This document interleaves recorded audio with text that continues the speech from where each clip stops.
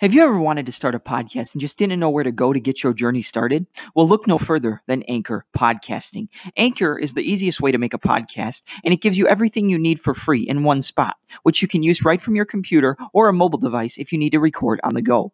Creation tools allow you to edit and record your podcast to make it sound the best possible way for your audience and listeners. And they'll also distribute your podcast for you, so you don't have to go through the hassle of talking to different platforms in order to get your podcast through to everybody you wish. This includes Apple Podcasts, Google Podcasts, Spotify, and many more. You can easily make money through Anchor Podcasting, and it doesn't require minimum listenership. So once you get started and set up, money can flow in from all directions. So if you're ready to get started, download the Anchor app or go to anchor.fm to get started. That's anchor.fm to get your ball rolling and start your podcast journey. You're listening to the Touch 'Em Up podcast. I'm your host, Double M, and in our next episode, we're going to be doing another installment of the Double Trouble Breakdown, episode 3 to be exact, and this time we're focusing on the interim lightweight champion of the world, Dustin the Diamond Poirier, holding a professional record of 24 wins and 5 losses, looking to set up a fight. Well, actually, it's already official. Looking to go into enemy territory in Abu Dhabi on September 7th at UFC 242 against the reigning, defending, undefeated lightweight champion of the world, Khabib the Eagle Nurmagomedov. So let's get this started and step into the ring.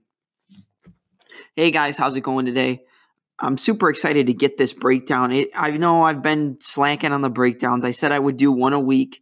I did the Dominic Cruz breakdown for my first episode and then the Alexander Volkanovski breakdown for my second one.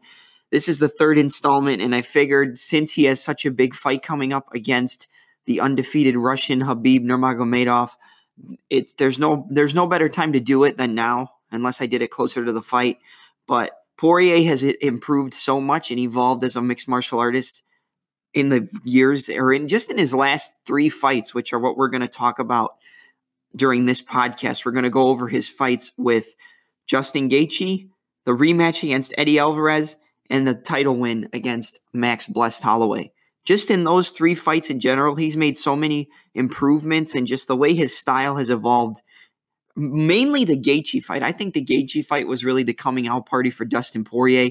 We knew he was good at lightweight. Obviously, he went on a streak. He lost to Michael Johnson and then lost his first fight against, well, he didn't even lose. It was a no contest against Eddie Alvarez with the illegal knees. So, but he's improved so much, and I really like his chances against Khabib at UFC 242. If you don't know who Dustin Poirier is, he trains at American Top Team in Coconut Creek, Florida, but he originates from Lafayette, Louisiana.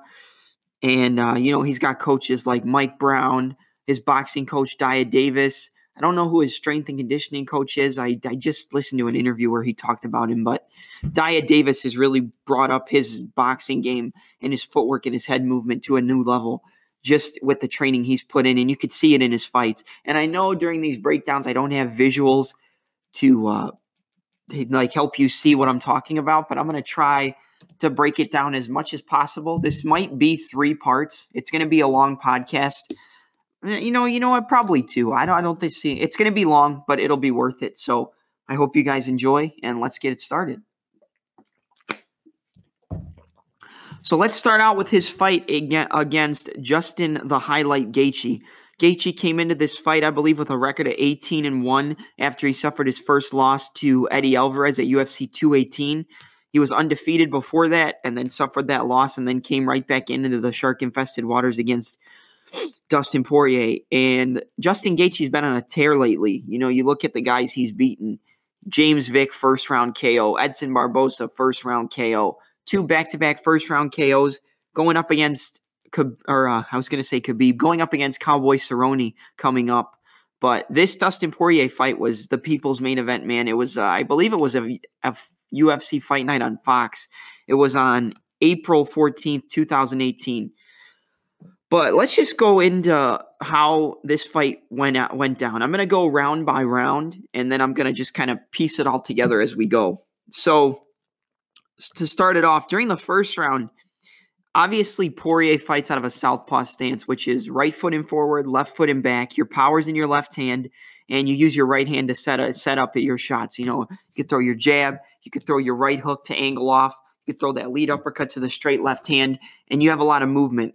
And southpaw is really hard for people to catch on to.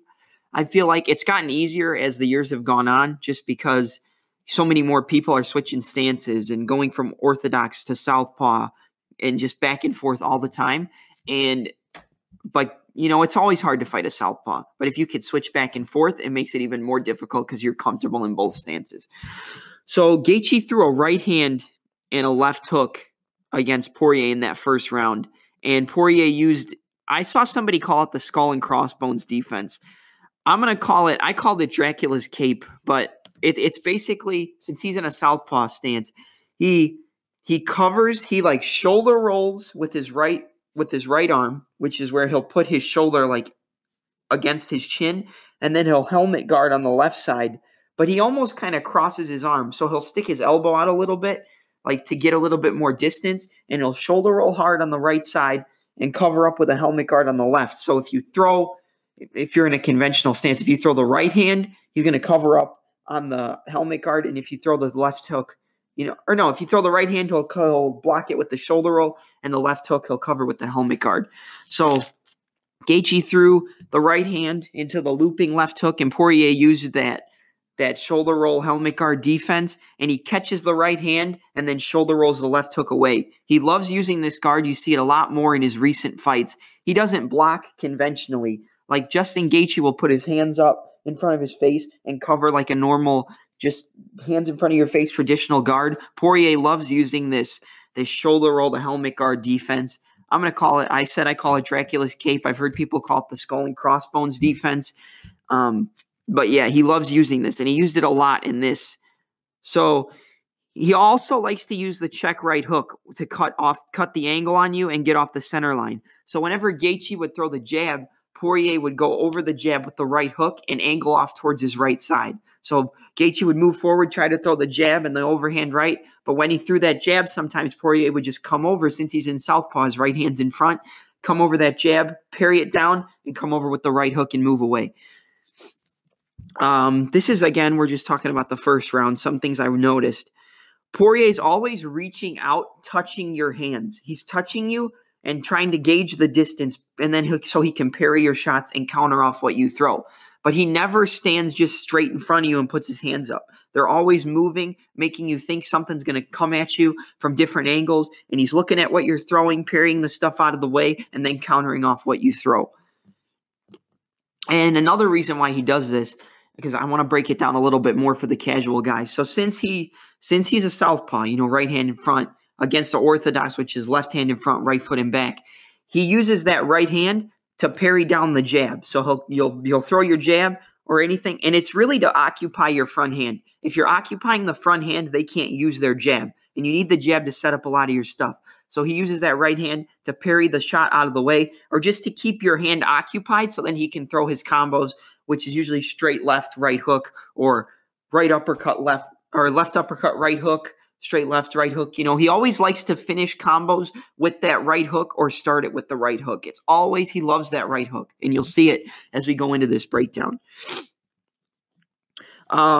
He consistently used that check right hook to stifle Gaethje's jab. Like I said, Gaethje's always trying to get close on you so he can land his leg kicks, or get into clinch range so he can rough you up on the inside. He's a pressure fighter. There's a reason Gaethje was undefeated for so long. It's because he gets in your face, he doesn't get tired, and he doesn't let you breathe. But Poirier had, the right idea when he tried to stop him, and, it ended up working out because he ended up winning the fight. What else? So, again, this is the first round. Gaethje lands a powerful inside leg kick to the right leg of Dustin Poirier, and it causes Poirier to stumble a little bit. But as he stumbles from that kick, he throws the right hook, left uppercut, right hook as he stumbles. So even though he was off balance stumbling, he made it clear to Gaethje that even if you hit me with a leg kick, I'm going to come back at you with 3 or 4 shots right out of the gate. So right hand, right hook, left uppercut, right hook, and then he would always it was always a counter off the leg kick. And then what did Gaethje do? Let's see. Yeah, so I said Poirier would counter with his right jab, straight left uppercut, and the right hook. Whenever Gaethje would get him close to the fence, he would come off with a barrage of punches and then angle off to whatever side he finished on to cut the angle on Gaethje. And this is, again, to push Gaethje towards back the center. Like I said, he's a pressure fighter. He thrives off getting you tired and pushing you back. But Poirier was able to use these long combinations to push Gaethje back towards the center of the cage and get more distance on his strikes. Let's see. Gaethje did land a lot of leg kicks in this fight, a lot of inside and outside kicks on Poirier, and they started to take effect towards the middle of the second round. But, if Gaethje leg kicks anybody, it's going to hurt. You saw what he did against Edson Barbosa. Barbosa is probably one of the best leg kickers around, and he was able to consistently hurt Barbosa with inside and outside leg kicks. Let's see. So, like I said, Gaethje likes to lean in to get the pressure on you, to get close to you, get you to cover up so he can land his powerful overhand right, left hooks, uppercuts, stuff like that. So Gaethje leans in to throw the overhand, but every time he threw that right hand, since he's in the southpaw stance, he would shoulder roll that overhand right and lean out of the way towards his left side. Since he's a southpaw, like I said, right foot in front, left foot in back, whenever Gaethje throws that right hand, since they're opposite stances, he's going to cover. He's going to just shoulder roll hard with that right shoulder when he throws the overhand right to take some of the power off of it and then move towards the left to cover with that helmet guard as well. And Poirier is always consistently circling towards the weak side. You hear it all the time if you train mixed martial arts or you listen to corners. You always want to go towards the weak side of your opponent. They're usually not as comfortable when you're moving towards the weak side and their defense isn't as strong on the weak side. So you always want to move towards their lead hand, not there, because if you circle towards the power side, you're more susceptible to getting caught and getting clipped and knocked out. You circle towards the weak side, you're going to be able to land your combinations. If you get hit, it's probably not going to hurt as much because it's their weaker side. And Poirier loves to do this. He's always circling and landing those crisp combos, and he usually finishes with the right hook. Like I said, Poirier loves the right hook and the left uppercut. He will also stiff arm and frame off of you with his right hand when opponents try to get too close to him. Again, like I said, it worked against Justin Gaethje. He'll move in, like I said, try to put his hands out to gauge the distance and grab your hand, and then he'll stiff arm you, which is where you just straight arm and you almost put your palm on their shoulder or their forehead or their chest. And you're just doing this to keep them away from you. You're gauging the distance so you can land your combos and land your power shots without them getting too crowded, without you getting too crowded in space. It's to get you to have space to land your combos and keep them away from you. And he did this a lot against Justin Gaethje. Let's see. Gaethje threw a right uppercut, left hook, but Poirier read it and countered the left hook with a left hook of his own. So he read that after you throw the uppercut, usually that lead side's going to come through with the hook. Poirier was like, okay, fine. Blocks the uppercut with like a traditional guard and then comes through with that right hook and counters it right off Gaethje. Or a left hook, I'm sorry. Yeah, he threw it from the power side. So he covered from the uppercut, saw Gaethje was going to throw the left hook, boom, countered with a power left hook of his own, circled off the fence. He's always looking to get back towards the center if he's not pressuring you back. Again, I keep saying again, I'm going to switch that up. Poirier likes to use long combinations, lands 3-4 uppercuts in a time followed by a right hook. So he'll go, they call it the shoe shine. You see him do it a lot if he's working like the heavy bag. Even, I don't see it a lot in actual fights. Maybe I just haven't, watched enough fights, but I don't think that's the case. But Poirier, if shoe shine is where you throw like 5 or 6 uppercuts and then you come up with the left hook or the right hook, depending on what lead side you're on. You could do left and right either way, but it's just ba ba ba ba ba ba, and then you roll underneath. And he did this against Gaethje when he would try to cover up and just push into him to get close to him. It was just ba ba ba, and then circle, hit that right hook, pivot, and circle off the center and get away from him cutting the angle on Gaethje. This is really important for this fight. So Gaethje, his guard, it's very tricky because he covers up, but he also rolls with the punches to take some power off of them as he covers up. But Poirier likes to break the guard. I'm going to call it breaking the walls down. So he puts his hands up in front of him, right? So your front of your face is covered. you have a little bit of the side of your head covered, but it's not as much. So usually you could go up the middle and then sneak around the side to break down the weaknesses in the guard. Poirier does this a lot. He did 3 or 4 uppercuts, like I said, the shoe shine, followed by the right hook. So, he's coming up the middle, I'm going to block, and then boom, come around the side, and you're usually going to catch him on the side. And he did this a lot to Gaethje, just breaking down the guard consistently. One of the things he did to counter the leg kick of Gaethje, so whenever Gaethje would be a little bit further away from him and try to throw that inside leg kick, Poirier constantly threw that straight left hand because he's in a southpaw stance, and Gaethje's an orthodox. Like I said, orthodox, left foot in front, right foot in back, power in your right hand. Poirier, right-handed front, left foot in back, power in his left hand. So whenever Gaethje would throw that inside leg kick, he never really set it up with a punch. He would just throw it out. Every time Poirier saw it coming, he threw out that straight left. Sometimes it landed on the guard of Gaethje, and sometimes it came just right close to his chin but missed. But this is very important in this finishing sequence of this fight. Let's see. Another thing, you saw when Justin Gaethje fought against Eddie Alvarez. One of the keys to Alvarez being able to beat Justin Gaethje was throwing power shots to the body. Rip to the body and then go to the head. And Poirier took note of this and did this exact thing. So Gaethje tried to crowd Poirier again with the pressure, and Poirier would flick 4 or 5 right jabs in his face and then rip a left hook to the body. So it's up top, top, top, boom, down to the body. Boom, boom, boom, boom, bop, bop, right down to the body. And he did this a lot. This is investment. Gaethje's investment to get you tired and hurt you is in the leg kicks. Poirier's investment is with the body work. This is what the investment. It was a battle of whose would work quicker, and I think we figured it out. Like I said, he likes to parry the jab. So he would parry Gaethje's jab with that lead right hand and follow with the lead right hook. Again, it's the same side attacks. I said it on my previous podcast. Even if you're throwing a high kick on the same side as you throw your last punch.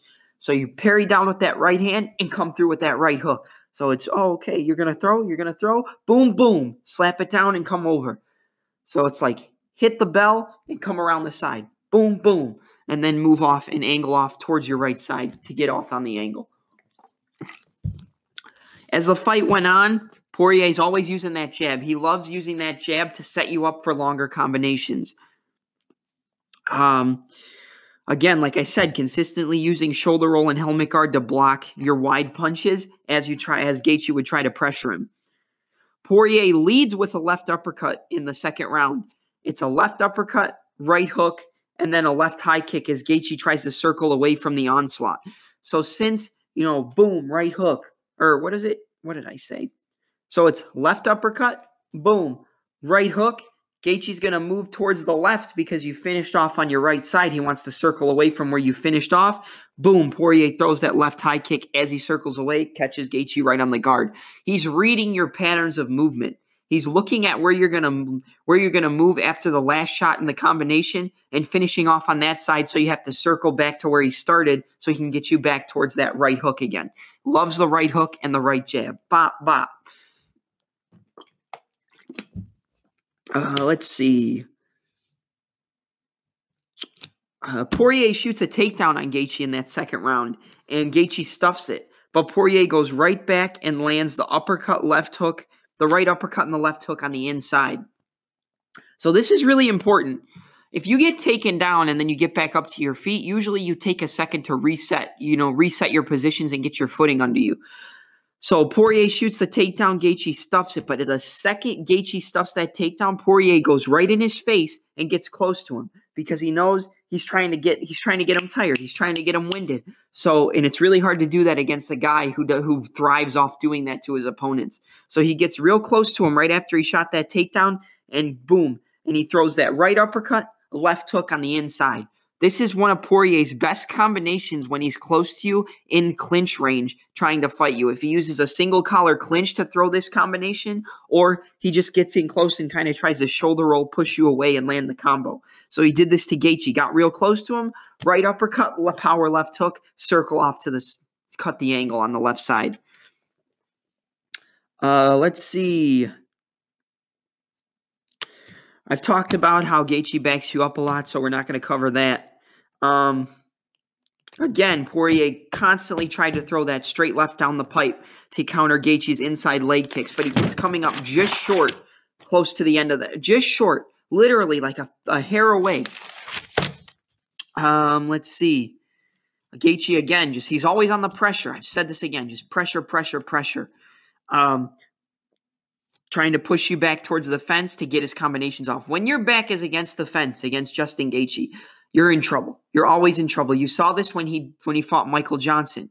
Obviously, Johnson hurt him multiple times in the fight, but he was able to push him back towards the fence, and that's where he gets his combos off. The uppercuts in the clinch, the inside leg kicks, framing off on your head to throw a power right inside leg kick against the fence.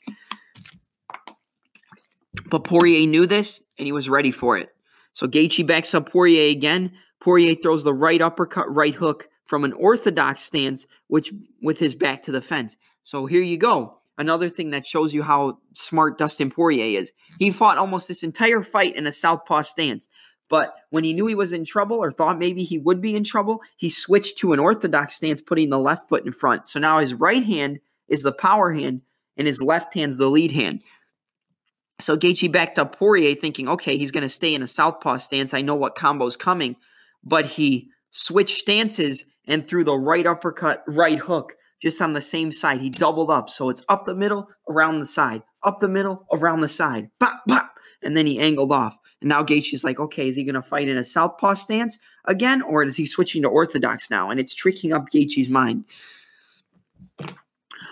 And then Poirier, again, using these long combinations, he crowds Gaethje with a double jab, left hook, right uppercut, right hook, straight left. So he would jab, throw that left hook, boom, it's going to circle you towards the right uppercut, right hook, which is Poirier's favorite combo. Now Gaethje's going to move towards Poirier's left because he hit him with the right hand the last time. He's going to move towards that left side. Boom, counters with the straight left as he circles away. And he invested, like I said, Gaethje's investment was the leg kicks. Poirier's investment was in the body work. So Poirier just constantly ripping shots to the body, and more as the fight went on, second and third round. But let's talk about the finish.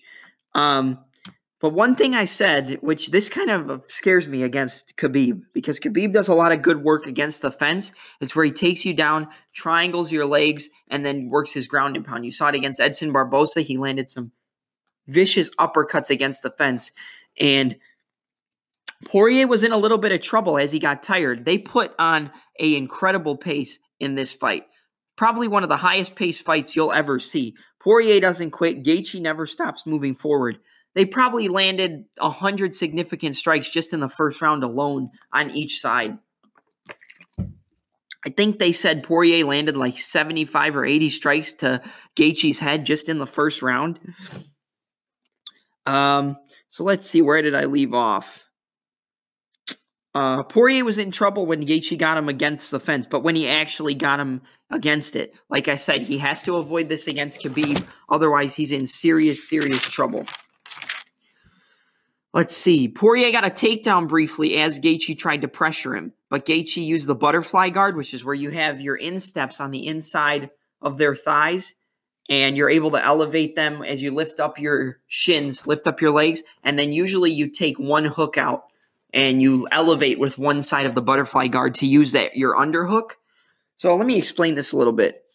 So when you're on the ground, an underhook, you're going to put the underhook, which is you go underneath your opponent's arm and almost put your palm on their back. You're going to, whatever side you have an underhook on when they're on top of you is the side you're going to circle off and stand up on when you're on the ground.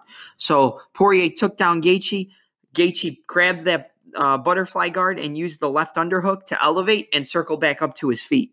But right as he got up, Poirier right hooked up top, boom, ripped the left hook to the body, consistently using the investment.